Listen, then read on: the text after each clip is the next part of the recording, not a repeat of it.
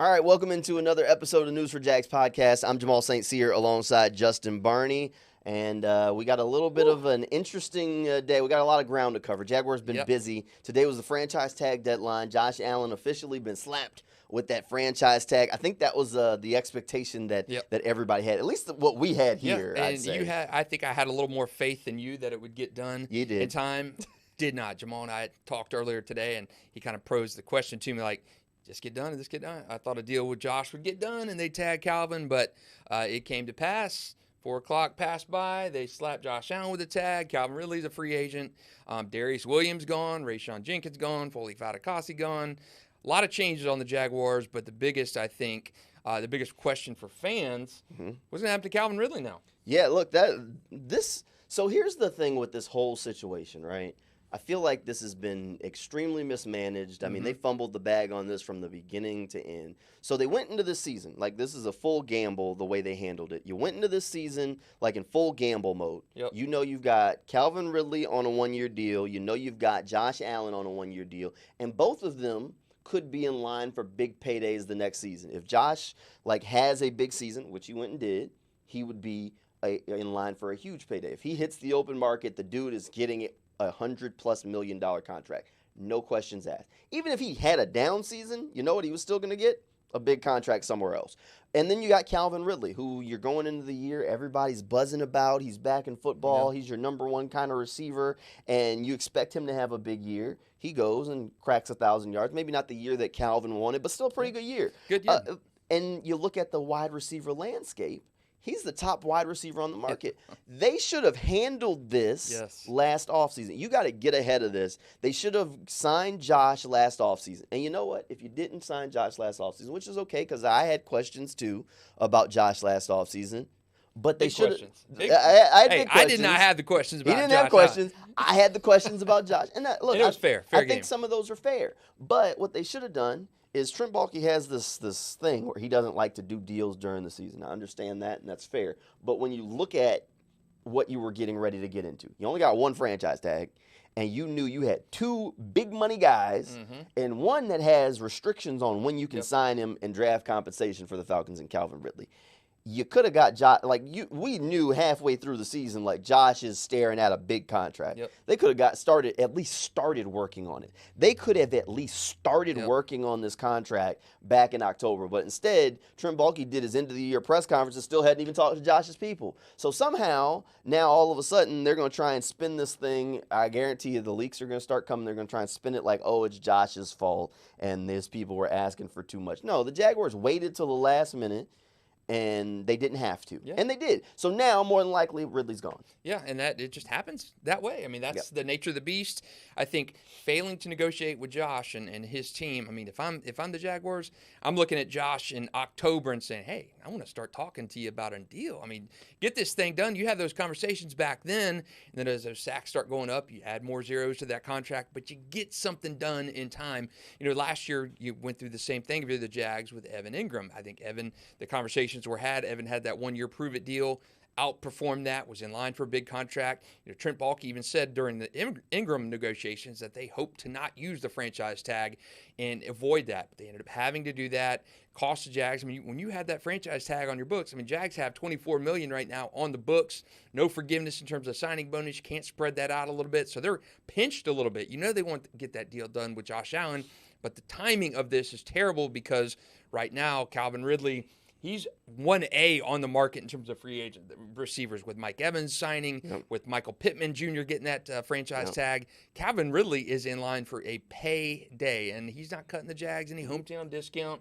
He is going to get it done, and I think that's you wind it back, and you mistakenly waited too long to kick things off with Josh. You're trying to get a big-time extension done. Salary cap goes up exponentially this year. So Josh's number, he's just getting richer by the day with this. So poor timing, poor mismanagement by the Jags. I think they played this wrong. I think when you saw the Josh Allen season going like it was, you get those contract talks started and kick those things off, and it's cost the Jaguars. You got to pay your guys, and you got to get ahead of the 8 ball with this stuff. Look, hometown discounts don't exist. My dad's an entertainer. He's a musician. Brother's a DJ. I remember as a kid, they always said, look, when you're hot, you're hot. Get your money while it's there, because as soon as you're cold, the money disappears. And in the NFL, they always got the money. And Jalen Ramsey told us that a while back, and it's still true. They should have taken care of Josh last offseason. You could have been working on Ridley and had the framework or whatever, so that way you could tag him and get that done. You didn't. So now, more than likely, look, in my opinion, I think Calvin Ridley's gone. Where are you at? I think he's gone. I agree. I think, there's no such thing as a hometown discount in professional sports. You know, maybe Tom Brady in New England, he cut them a little bit, but he wanted to get paid long term. That's why he went to the Bucs and got paid. I do not think in Calvin Ridley. Calvin's got no attachment here. He's been here 1 year. Yeah. They didn't draft him. They didn't develop him. Nothing like that. He might want to be back, but he even said in his postseason press conference, money got to be right. Yeah, exactly. So I think right now, that's why in free agency and franchise tags and all that stuff, you don't want to allow those agents and players to start talking to other teams, because once that happens, oh man, those zeros start getting thrown around. You get perks other way. I mean, you start being entertained and wined and dined by other teams. And no, I think Calvin at this point is as good as gone. I don't think Jacksonville is going to be able to pay him what another team's going to pay him. Calvin is the number one guy on the market in terms of receiver, and Jacksonville, unfortunately, Trent Baalke and the negotiating team let it become that way. I think it was a big miss by Jacksonville. Yeah, and not Trent Baalke's finest moment. I know people are upset about Trent. This one is 100% on Trent. This was a completely controllable situation. They fumbled the thing the entire way through. And now you got Josh Allen on this franchise tag. They can still sign him to an extension. It's still in the cards. I don't think they will. I also didn't think they'd get a long-term deal done. We'll see if that extension does get done later on. I think they have until like July 15th to get it done, similar to what happened with Evan Ingram a year ago. Josh does want to be here, and the Jaguars do want to keep him here on a long-term deal, especially now that franchise tag number is a little bit higher. So they'll be trying to get that done. We'll see if they can get it done. I don't think Ridley's back. I just don't see it happening. I think there's going to be too much money out there on the market. There are too many wide receiver needy teams. So what are the next steps for the Jaguars is kind of what we got to go through now. For me, if I'm them and I want to avoid this situation a year from now, and I want to get your thoughts on this, I was starting to think ahead. And I feel like what they didn't do last year was they thought with immediacy, here's what we needed to do this offseason. So they took care of the guys they had to take care of. They tried to get Jawan Taylor re-up, and they didn't look forward, like re-up and Josh, which would have made sense even last offseason with the questions. But there are questions around guys like Andre Sisco and Tyson Campbell now. Right. I think they should be working on, at the very least, like if you don't want to if you're only going to re-up one of them, I'm re-upping Tyson right now. Right. Coming off of a down year where injuries were the problem, I'd be working on Tyson's deal before the end of this offseason. Tyson would sign an extension with me, just because if, like you expect, Ryan Nielsen's defense gives this group a boost, all of a sudden price of a brick just went up, and you're going to have to pay Tyson a little bit more than maybe you could get him for right now. I'd get him on a 3-year deal and get that thing inked up so that way I'm not going into next offseason in panic mode if him and Sisco both have big years. And that's, the blueprint, you look at Josh Allen, the situation with Josh Allen. He played on his 5th-year option. With Josh, the price, had you signed him last August, September, October, significantly lower than what you're going to have to pay him now in a long-term contract. Josh went out and outperformed. He set the market. He's the best edge rusher out there, probably one of the top 2 free agents out there with Chris Jones. I just think when you're looking at history, and we've got recent history with Josh right now to do that, you're looking at a Tyson Campbell and Andre Sisco kind of thing. You want to get those guys in. If you expect Tyson, we've seen Tyson, what he can do at his peak, and you expect that growth to happen under Ryan Nielsen. So yeah, I think if you're Trent Baalke, you got to get those conversations started with the Tyson Campbell's agents and say, hey, we want this guy in Jacksonville long term. They did it with Devon Hamilton. They did it with Devon Hamilton, and obviously that didn't pay off. But I think you with Tyson and Andre, go ahead and start those conversations now. Do not get into a Josh Allen kind of situation. There's no fifth-year option on Tyson Campbell and Andre Sisco like there is with Josh Allen too. So that the emphasis becomes a little bit more now to get those guys going into their fourth year under contract. If you can only pick one of them, who are you doing? Tyson. You doing Tyson? Sure. We're there on Tyson. All right, one other guy that's in that similar draft class that I feel like is at least worth asking. Travis Etienne. They can pick up the fifth-year option on him. What do you think? Not a running back. Just to me is not there. I mean, the franchise tag number for running back is down, depressed in this market, if you will. So maybe not. I don't know what the running back franchise tag would be. But I mean, running back franchise tag. I'd pick up the fifth-year option on Travis. Probably let him walk after the fifth-year option, but I'd pick up the fifth-year option and then see what happens after that. That's what I'd do there. All right, so not just Josh, not the only kind of wrinkle that we got to cover. Jaguars also got rid of half of their starting secondary from last year. They went on ahead and moved on from Darious Williams, which was expected, Creekside guy from Jacksonville area. Hate to see that for the hometown kid, but he had a fantastic season last year. Let's start there with Darious. Look, he started at corner for the Jaguars since they signed him. Had his best year in Jacksonville a season ago, and now all of a sudden you got a big old hole in that secondary at cornerback across from Tyson Campbell. Yeah, I mean, do you go draft? Do you go free agency for that? Because Darious was a massive piece.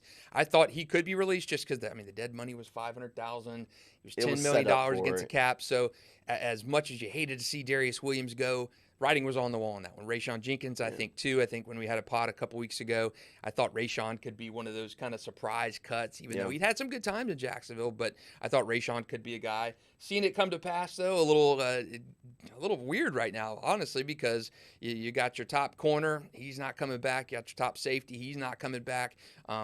What do you do with pick number 17 in that draft? Is it a receiver if you lose Calvin? Is it a cornerback? You got Quinn Mitchell out there. You've been kind of tied to him, Terrion Arnold, him. I mean, there are so many questions now with Jacksonville, especially that you jettisoned half of your secondary. So a little surprising to me that you had that whole exodus and you boggled the Ridley thing. So a little bit of a lean, unimpressive start to me for Jacksonville. Look, they've cleared up some money, but I think the biggest problem is that they boggled the Ridley situation. Now it's going to be tough to keep him here. But I'm more concerned with Darious leaving than Rayshawn. I really liked Rayshawn. He was one of my guys in the locker room. Loved talking to him. Thought he was a leader on the defense. Liked some of the stuff that he brought to the field. But I understand why they moved on from him money-wise. But Darious opens up a whole big blank. Like with Rayshawn, they already kind of have Antonio Johnson, who they liked last year, built into the secondary. So you can kind of pencil him in as the safety opposite of Sisco. But at corner right now, you're kind of looking at it like, well, what do we do? And everybody's kind of starting to pencil in, cornerback in the first round of the draft. But free agency is going to roll around. Jaguars are going to be busy. Jeff Okudah is going to be a guy that probably is in play. Your boy. Yeah. You've mentioned him for about the last month now. Been saying it for a while. He makes a ton of sense. There's going to be some other corners. I expect the Jaguars are going to bring in at least two veteran guys in that corner. Hey, we talked about Stephon Gilmore, too, as an option. Look, Marshawn Lattimore, I know that's a pipe dream for some folks. I was reading one of the Saints beat writers' stuff today, Nick Underhill, with New Orleans football. He was saying that if the Saints are going to trade Lattimore, it needs to be a post-June 1st trade, because what the Saints will have to do is try and spread that cap hit around. If they trade him now, the cap hit goes all in the Saints book. If they trade it after June 1st, then the cap hit splits between the two teams. So he said if anything's going to happen with Lattimore, we're going to have to wait and see on that one. So anybody holding their breath on Lattimore, you're going to have to hold your breath for a little while longer, because if that's going to happen, it's not going to happen for a while. So that's a good note, because that's a guy that Nielsen has a relationship with, worked with him. So does Chris Richard, the new defensive back coach here, worked with him as well in New Orleans. So those guys know him well. So if they were going to go get a veteran cornerback that's not on the market, Lattimore makes a ton of sense. And the Okudah thing, the more I've thought about it, it's grown on me a little bit more, It's Jamal. grown on you, you you're kind of saying. sold me on that. But I went with a different direction in our cornerback thing with Stephon Gilmore. So I like the way you're thinking. I think Gilmore would be an upgrade over Okudah. But hey, Okudah's number 3 pick in the draft a few years ago. You still got that prestige. Maybe you can Ryan Nielsen can get a little bit more out of him than had been gotten before. So I am on board with the Jeff Okudah thing because he's going to be less expensive than a Darious Williams. I think you get a little bit more mileage out of him. We've talked about Jeff Okudah's injury history. If you get 10 games out of him right now, I think I'd take that with his injury history. And I think you got to get a veteran cornerback, and I think you've got to draft one high too. All right, so now I think the last thing we need to hit on in this show. So let's say I think we're both in agreement that more than likely Calvin Ridley walks. Right. How do you replace him? Because right now you're sitting there with Christian Kirk and Zay Jones and not a whole lot else. I mean, you got Parker Washington, who's more of a Christian Kirk backup than another outside guy. You've got Elijah Cooks, who you really haven't seen a ton of. You've got Tim Jones, who's really more of a special teamer than a wide receiver you can trust at this point. How do you replace what you got from Calvin Ridley? I think right now you're looking at kind of like we've talked about 2.5, 3 years ago with these receivers. Zay was banged up as can be last year, missed a lot of time, was never really healthy. Christian ended the season banged up, core muscle injury. And the other guys, Parker Washington's kind of just a guy. Elijah Cook, kind of just a guy. Tim Jones, just a guy. There's a lot of just a guys on the Jaguars right now. I think you either got to invest a high draft pick at 17 on that. I don't know receiver-wise who's out there free agency. Not much. The Gabe Davis kind of guys. That's what you're going to get in free agency. So there's really not a lot of those, a lot of those Zay Jones kind of guys out there in free agency, and not that alpha, which Calvin Ridley could have been at his peak. And maybe at number 17 you look at, or even trading up. Rome from Washington could be a guy. From Washington. Yeah. Look, so I actually I'm glad you brought Rome up. So I like Rome Odunze. And I know a lot of people are connecting dots like he makes a whole lot of sense in Jacksonville. And I've had people even slide in my DMs talking about, well, the Falcons went and traded up and got Julio Jones for Matt Ryan going into his 4th year. The Jaguars should do the same thing. Why are they trading up for Rome Odunze and not Malik Neighbors? Yeah. Like, if they're going to go get a guy like Malik Neighbors. I understand Marvin Harrison Jr. probably out of the price range, but if you're going to go get the guy, Malik Neighbors is the guy you go get, not Rome Odunze. I like Rome. I do. Don't get me wrong. But if I'm going to get one of them, I'm going to get Malik Neighbors. And I'm not going to get Rome Odunze. I'm not going to get the 3rd best receiver in the class. I'm at least going to get the 2nd best receiver in the class. I love Marvin Harrison, but you're if you could get up there to get him, you're then talking I'm cool. Let's having go. to probably get to pick number 3. You're packaging your 1st round pick this year, your 1st next year, your 2nd this year. So you're if you believe he's that franchise kind of guy at that position, do it. But he is. I don't know if the question is how high you would have to get Harrison Jr. If the Patriots don't go quarterback, you might have to get to 3. Right. But at the very least, you got to get ahead or into the Cardinals pick. Right. So you're going up real high if you're going to get Marvin Harrison. Malik Neighbors, you don't have to go quite as high. I understand Odunze is probably the cheapest of that trio. Here's what I would do. You're still talking probably having to get in the top 8 to get him, though. You're still having to go up. Here's what I would do. I would sit at 17. I wouldn't move. As of right now, I would sit there at 17. I would take the best player. I think there's going to either be a really good corner, a really good offensive tackle, or a really good wide receiver on the board at 17. I would take whoever that best player is and walk, or even if it's a really good edge, I'd take them, walk away. I'd go in the 2nd round, and assuming I still need a wide receiver, and I would be praying to whatever you believe in for Keon Coleman, for teams to freak out about that 40-yard dash time and take Keon in the 2nd and let the rest be history. I did see a mock draft earlier today. Keon went at pick number 33, 34, See? 2nd round. So you're going to have that. Keon was mocked early on in mocks, and he didn't have the best combine, ran a little slower than expected. So if Keon doesn't fall, maybe Xavier Legette. He's also a physical freak. For him, at least with me, my biggest concern is how long is it going to take him to adjust to the NFL level. It took him a few years to adjust at the collegiate level and finally be productive. We saw with DJ Chark, We saw with DJ Chark. Took him 2 years to get adjusted. And he did well in Jacksonville, right. LSU receiver. So But we'll see. We'll see. Yeah, I'd wait on. I'd hope for Keon. If Keon's not there, Xavier Legette would make a whole lot of sense. Another big physical guy that you could add. And I wouldn't feel terrible about going into the season if I got Christian Kirk healthy. I got Zay Jones playing one spot, and then if I got Keon or Legette, plus you still got Evan Ingram, and hopefully the offensive line is maybe better because you added somebody at 17. You feel good about Zay as your number 2 guy? I would probably consider this rookie receiver my number 2. That's how I would look at it. Because, look, here's the one thing that I've gotten to with Zay and Calvin. They play the same spot. Mm-hmm. They're the same guy. You don't need both of them. One of them needed to go. And if it's Calvin, so be it. You'd rather keep Calvin than Zay. Right. But they play this. They're really redundant. That's the redundancy. You need somebody different, and they're not that. You're probably looking at Calvin in that $18 million range now, right? 18. He might get more than 20. that. That's a lot of money for Calvin Ridley, and I'd have a hard time spending that amount of money on that. You can grab a guy in the draft, even at 17, if you opted to go receiver instead of corner at 17. Yep. You're talking a cost-controlled guy for up to 5 years. Could he be a Calvin Ridley and give you 8 touchdowns and 1,100 yards? I think so. I think a first-round receiver in this year's class. Yeah, if Brian Thomas is there, I would heavily consider it. He's coming out of LSU. He's really good. Obviously, Odunze would make sense. I don't know if there's another receiver at 17 besides Thomas that I would go for, though. I don't think so. Unless one of the top 3 falls. He's my 4 that I would go for. If not, I'd be heavily considering either trading into that late first round or early second round, or sitting and waiting to see who falls to you in the second. That's just right now. And Thomas has been mocked to Jags several times in quite a few mock drafts. So I think the smoke there's fire thing. But I think Rome from Washington would probably be the least in terms of trading up. What you're going to have to get up and get a Neighbors or a Harrison. If you're going to do it, do it. Do it right. Huh? That's it.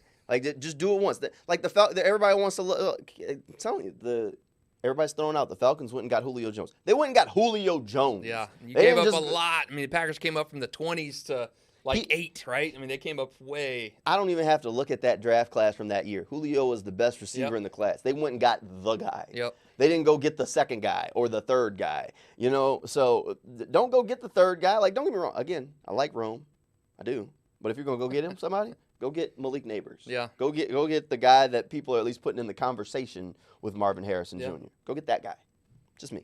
All right, that'll do it for this episode of News4JAGs podcast. Hey, thanks for hanging out with us. We'll have another one of these coming out soon with some of our thoughts from the NFL Combine, now that's wrapped up, and kind of start chugging along through the draft, but free agency is the next stop, so we'll probably talk a little bit more about some of the free agent stuff and react to some of those signings as they roll out next week. So thanks for hanging out with us, and we'll see you next time.